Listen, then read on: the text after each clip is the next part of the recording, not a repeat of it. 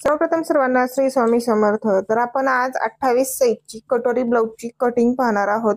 तर इथे सुरुवातीला उंची घ्यायचे 13.5 प्लस त्यामध्ये शिलाई मार्जिन 1 इंच घेतलं।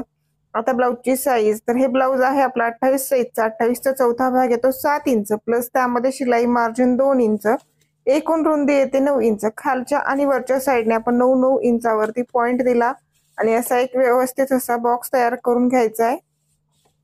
बॉक्स तयार झाल्यानंतर आपल्याला शोल्डर घ्यायचा आहे। ज्या साइडने आपण बसलेलो असतो ना त्या साइडने आपल्याला शोल्डर अगर माप टाकायचे असतात तर शोल्डर 5 इंच, त्यानंतर गळा रुंदी घ्यायची आहे आपल्याला 2.25 इंच, मुंढा घ्यायचा आहे 5 इंच आणि इथं खालच्या पण साइडने 5 इंच आलंय का ते चेक करायचं। जेवढं वर शोल्डर घेतलेलं आहे तेवढं खाली अंतर आलं आहे की नाही ते आपल्याला चेक करायचं आणि असा बॉक्स तयार करून घ्यायचा मुंढ्यासाठी।